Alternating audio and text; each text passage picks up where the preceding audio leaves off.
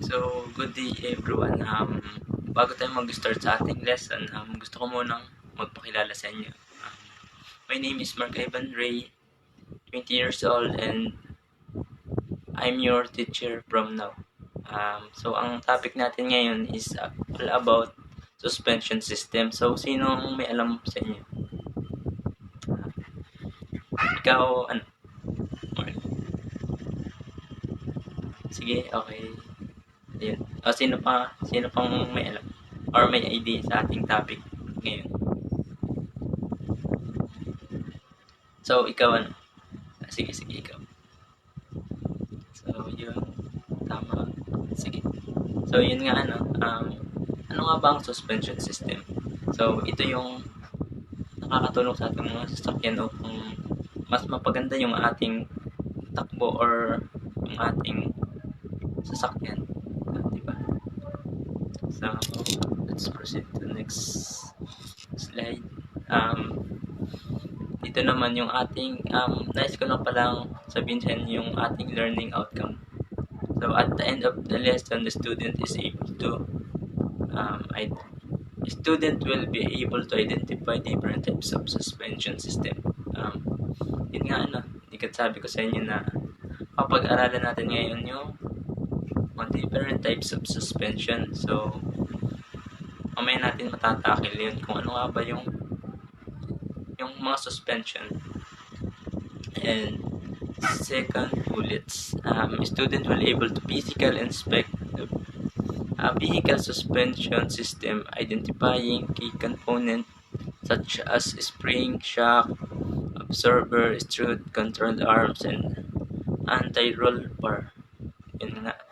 So, yun nga papag-aralan din natin yung mga parts ng suspension, kung ano nga ba yung mga function nito. At ang huli sa ating learning outcome ay the student will able to compare the performance characteristic of an independent and dependent suspension system. Yun nga, doon natin aalamin kung ano nga ba yung pinagkaiba ng dalawang suspension, kung alin nga ba yung mas maayos gamitin dito, or kung alin yung mas prepare natin sa ating mga sasakyan. So, proceed na tayo sa next slide. Siyempre, bago tayo magsimula, nais ko lang sabihin sa inyo yung mga classroom rules natin. So, bakit nga ba may classroom rules? Sige, sinong may gustong sumagot kung bakit nga ba kailangan natin ng classroom rules? Ikaw, Mr. Ivan, ikaw. Ayun, sige. Tama yun, So, napakahalaga ng classroom rules dahil dito natin malalaman kung ano nga ba yung mga pwede at mga hindi pwede natin gawin sa isang classroom. So, the first bullets is respect others. Yan nga, pag narespeto nyo ako, re-respetuhin ko din kayo kung ano yung ginawa nyo sa akin. Ganun lang tayo, Tapos, second bullet naman is listen to your teacher. So, ako yung teacher nyo, kaya makinig kayo sa akin, sa mga tuturo ko, nang mas magkaroon kayo ng idea about sa ating topic for today. So, third bullet naman, raise hand if you know the answer or if you say something. Yan nga, hindi yung bigla ka na lang sasagot, walang paalam. Dapat may disiplina pa rin. Pwede mo tawagin, sir. Pwede, isagot po ako, may alam po ako. Yun. Raise hand lang para mas maging maayos yung ating flow ng pagtuturo. So, and last bullet naman is ito, pinakamahalaga din ito sa lahat. Everyone encouraged to cooperate. So, yun nga, mas maganda kung lahat tayo ay nag-join sa mga activity, quiz, or ating mga gagawin ngayong araw na ito. And next slide.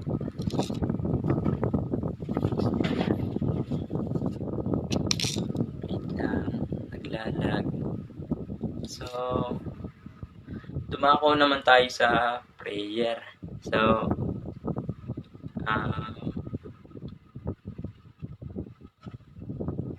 okay, sinong gusto mag-lead ng prayer ngayon?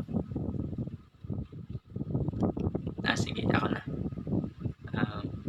Please bow our head. And Father, Son, and the Holy Spirit. Amen. Panginoon, salamat po sa araw na ito. At sa biyayang pinagkaloob niyo dahil binigyan niyo pa kami ng lakas at katalinuhan at gabayan niyo po kami sa aming gagawin ngayong araw at kayo na po ang bahala sa amin. The Father, Son, and Holy Spirit. Amen. Okay. Next slide. So, yan. Nandito na tayo sa ating motivation. Sana makipag-cooperate kayo sa ating motivation. Ang sa ganun ay mas magkaroon kayo ng idea about sa ating lesson for today. So, ang ating motivation ngayon is jumbled letters. So, sino nakakaalam sa inyo nun? Okay. Sige. Okay, magsimula tayo.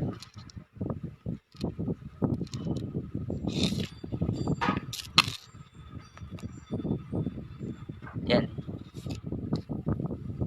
Raise hand if you want to answer. Sige, ikaw Rocams. Ano yan? Anong uri ng suspension yan? Yun, tama. Yan ay lip spring. So, mamaya natin ipapaliwanag kung ano nga ba ang lip spring. Kasunod, yan. Sinong gustong sumagot? Or sino nakakalam? Sige. Another hand. Sige, ikaw ano? Miss Jimena. Okay. Ayan, tama yan. Yan ay trailing arms. Okay. Next. Wait lang, naglalag ang ating cellphone. Yan. Ano naman yan? Sige, ikaw ano? Mr. Ivan ulit. Okay. Okay, malapit na. Okay, tama. Yan ay coil spring. Yung spring siya. So, mamaya natin itatakil nang may paliwanag natin yung maayos pa. Okay, next. Last na ata to. Sinong gusto sumagot? Sige, ikaw. Was none. Okay. Yan is air suspension. Okay. Meron pa atin last. Ay, ito na atin last. So, ano yan? Up. Sinong gusto sumagot? Okay. Another answer. Okay. Ako na magbibigay ko anong tamang sagot. Yan is multi-link suspension. Yan. Okay. I hope na nag-enjoy kayo sa ating motivation ngayong araw at sisimulan na natin yung ating main topic for today. So, ano nga ba ang ating topic ngayon?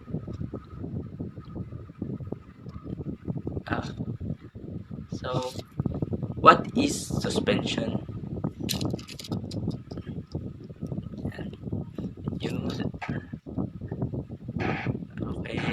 Sinong wants to read? Okay, sige.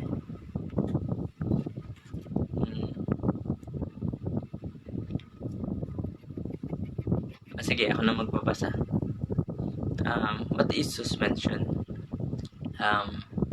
Suspension play a crucial role in maintaining a balance of a vehicle on rough terrain.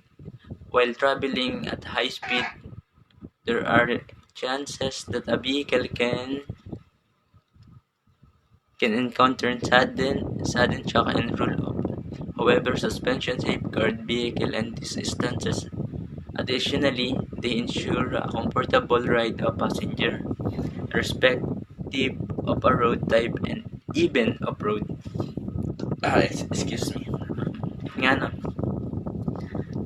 yung sinabi ko nga sa inyo kanina na ang suspension ay nakakatulong sa ating mga sasakyan upang nang sa ganun ay mas mapaganda pa nito ang pagtakbo or pagbiyahe pa natin. At siya rin yung nakakatulong upang nakakatulong sa sasakyan. So, sa tingin nyo kung walang suspension ng ating mga sasakyan, siguro makakatagal pa kayong sumakay dun or comfortably pa kayo. Di ba hindi? Kaya napakahalagang parte ng sasakyan ang isang suspension. Dahil ito ang nakakapagpabigay ng mas maganda at komportabling. Okay, yan na lang. Okay, dumako naman tayo sa types of suspension.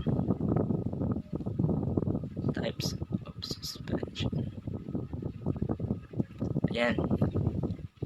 Sinong nakakaalam ng types of suspension? Kasi nabanggit na natin kanina yung ilan sa type of suspension. So, sino nakakaalam? Okay. Ikaw dyan sa dulo. Mr. Tan. Yan. Yan, tama yan. Ano pa?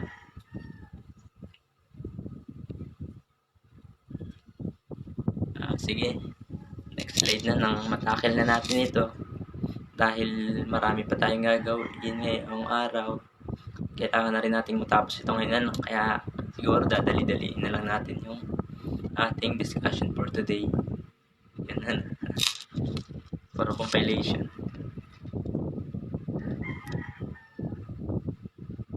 Okay, medyo maliit ang ating presentation, kaya magpasensyahan nyo na. So, ang una nga dito ay leaf spring. Who wants to read?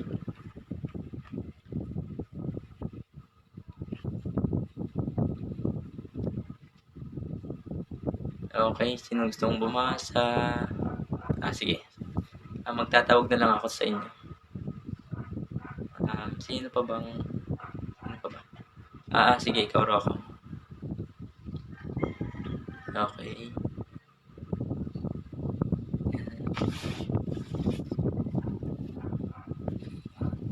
Sige. Anong iyong pagkakaunawa sa leaf spring? Okay. Sige. Okay. Ako na magpapaliwanag. So, may point ka naman leaf spring, ito yung karaniwang makikita sa sa jeep, di ba? Dikit araw-araw naman tayong nag-commute. Makikita nyo sa ilalim ng sasakyan yan. Ito, yung may kulay pula, yung parang bakal siyang patong-patong. Siya yung nakakatulong din sa sasakyan na mapanatili yung yung balance niya. Kumbaga yung bigat niya bumababa lang, hindi katulad ng kapag walang suspension. So, may natin papakita yung pagkakaiba niya sa ibang suspension pa. At ang ikalawa naman ay trailing arm suspension. So ako na magbabasa at magpapaliwanag. Sabi ko nga, marami pa akong gagawin. Kaya dadali-daliin na natin ito. Trailing arm suspension. One end of suspension types adhere to damper and rear axle, and the other end connect the chassis of vehicle. These are not all suitable of supporting heavyweight vehicle and are ideal for motorcycle. Yun the word arm. Siya yung kumakapit do sa mismong gulong ng sasakyan upang magpatibay sa suspension. So, hindi ko na kailangan pang i-elaborate dahil isipin nyo na lang na siya yung kumakapit mismo dun sa gulong para masuspense yung ating balance ng sasakyan. Okay, next slide. Okay, number 3. Non-independent suspension. So, there is a rigid axle connecting the left and right wheels. These are present in heavy vehicles such as SUV and truck. Yun nga hindi ka alam niyo yung rear axle. Siya yung naka-flat, horizontal na nakikita niyo sa ilalim ng sasakyan. Kumbaga, connected yung left and right side ng gulong at malalaman niyo siyang non-independent kapag yung posture ng sasakyan ay pag tagilid ay tagilid din yung sasakyan niya mismo. Kumbaga, hindi tulad ng independent suspension na halimbawa may sasakyan ka na nag-drive ka sa isang tagilid na daan, yung isang gulong aangat lang tapos yung isang gulong bababa. Kumbaga, hindi katulad ng non-independent suspension na pag dumaan ka sa tagilid na daan, yung style niya ng yung gulong niya nakagano na, nakatagilid na siya, hindi siya sumasabay dun sa isa. So yun yun pinagkaiba. Okay, wait, hindi ko na mapindot.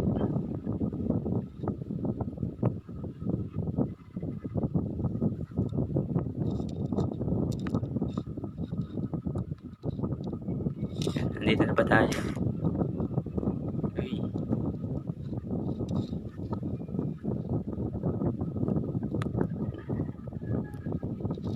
Wait lang, naglalag ang ating cellphone.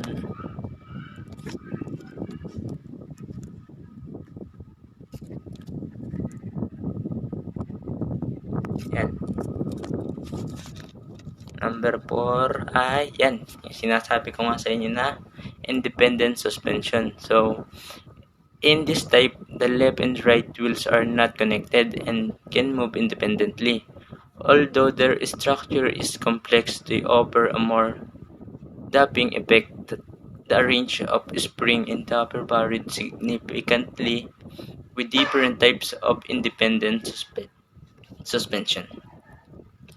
Yun nga sabi ko nga sa inyo na yung independent suspension ay hindi connected sa isa't isa. Kumbaga, gumagalaw sila independently.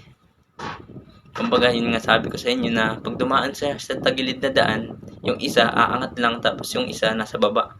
Kumbaga, yung balance pa rin ng sasakyan is consistent pa, pantay pa din. Hindi katulad ng non-independent suspension na pag dumaan ka sa tagilid, nakatagilid din sa sasakyan, pati ikaw nakatagilid na din. Yun ang pinagkaiba ng dalawa. Okay. Ito naman, number 5 ay double wishbone suspension. It is so named because of its A-shaped wishbone looking arms. These are only found with independent suspension, double wishbone suspension, mainly the stability of vehicle and offer its passenger a comfortable ride because of greater control.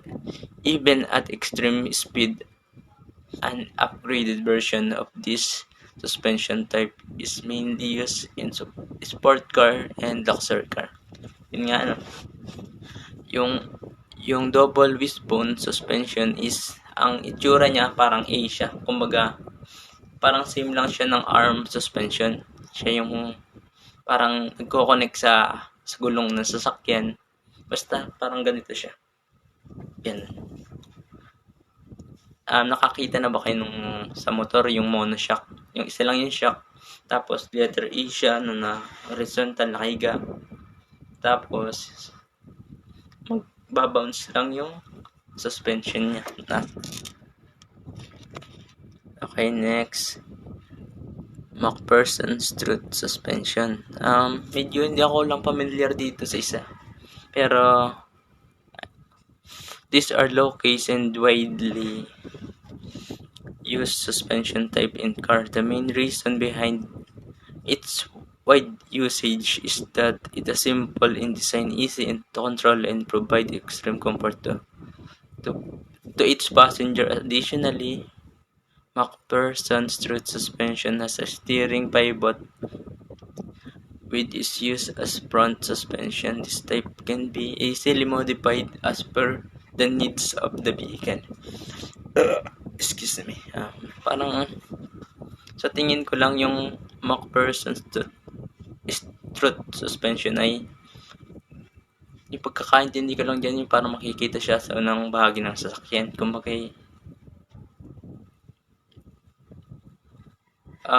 yun nga, parang independent suspension siya. Parang ganun. I'm not familiar with this. Kaya yun lang yung ating share. Pero yung ibang suspension naman na ipaliwanag natin ng maayos. So, ito na.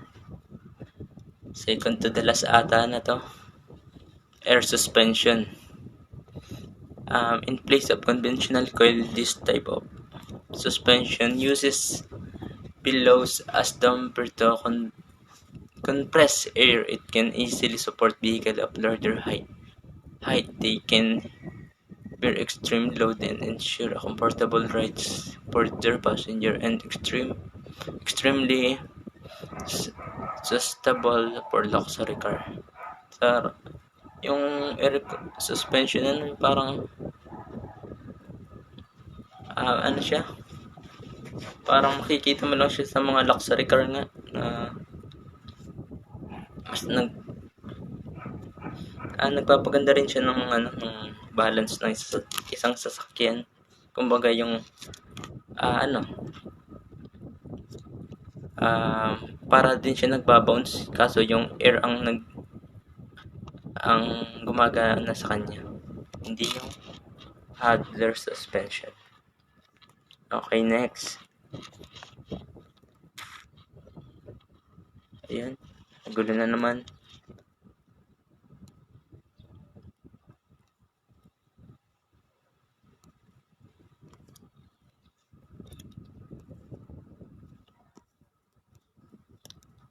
Wait, ayaw na. Yan. Dito naman tayo sa multi-link suspension. A multi-link design uses several short link or arms to attach the hub carrier to the car's body or as a frame. The links are configured to ensure that the camber angles of the wheels remain uncharged during suspension movement. Yun. Nabanggit na rito yung arms. Yung para siyang arms suspension din. Kumbaga marami lang siyang mga joint or mga bearing na pinanghahawakan. So, yun lang yun.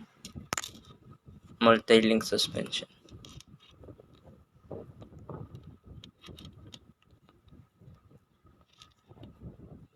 Okay. Dumako naman tayo sa how does a car suspension work? Yun nga, kung paano nga ba ito gumagana? A suspension consists of a spring that can store kinetic energy that is generated from friction when the vehicle is traveling at high speed on the bumpy road. This energy is transmitted to the ampere, which is turned convert the energy into heat energy. The fluid present in the ampere dissipates this energy to prevent overheating. The combination of spring and damper provide maximum protection and comfort to the passenger. Yun nga, kumbaga yung suspension is gumagana lang pag umaandar tayo or may mabibigat na karga ang ating mga sasakyan. Yun, tapos siya rin yung nagpapaganda ng takbo ng isang sasakyan. Next slide. What are the parts of car suspension? Ano nga ba yung mga parts ng suspension? Yan. Kasama na rin ito dun sa motivation natin kanina. At ang una is spring. So, alam niyo naman yun kahit saan nakakakita na kayo ng spring. Siya yung bilog paikot. Their main function is to store kinetic energy. The amount of energy stored depends mainly on their materials and length. These spring are mainly of 3 types of coil spring, air spring, and lip spring. Yun nga, hindi ko na kailangan ipaliwanag pa. Basta spring siya, paikot. Pag nagbabounce naman siya, pag ganun, babalik lang. Tapos ganun, nagsuspension. Damper. Also known as shock or absorber. They convert the kinetic energy stored in the spring to heat energy. These are present between the wheels and frame of a car. The upper portion of the dampers adheres to the car and the lower portion adheres to the wheels. Yun nga sa madalit sabi or in short, siya ay shock na mismo. Kumbaga siya na yung nagre-respond sa bigat or sa dala ng ating sasakyan. Yan. Okay, next, anti-roll bar. It's a metal bar that connects both sides of the suspension and prevent the car from rolling up while taking a turn. Siya naman yung nakakonect sa dalawang suspension. Nang sa ganun ay mabalance ang sasakyan. Yan. Okay, last is struts. It consists of damper along with spring. Ito naman yung bumabalot dun sa mismong shock ng ating sasakyan. Ito yung parang goma na yun, goma. Okay,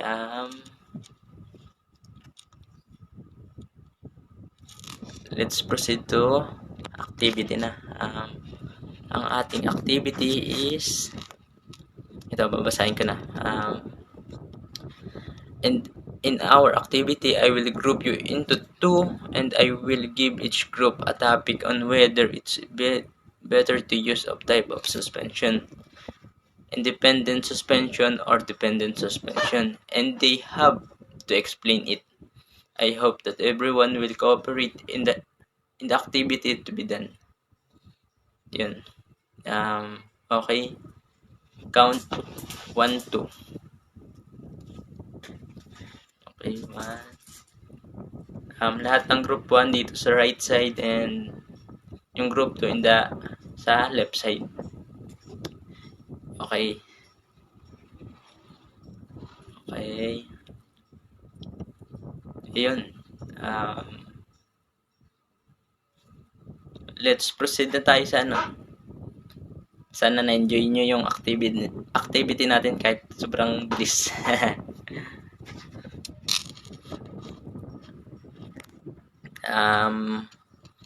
Proceed na tayo sa quiz. Okay. Ang quiz natin is gawin na lang natin sa Gform para mas madali sa inyo. So, yun lang. Thank you.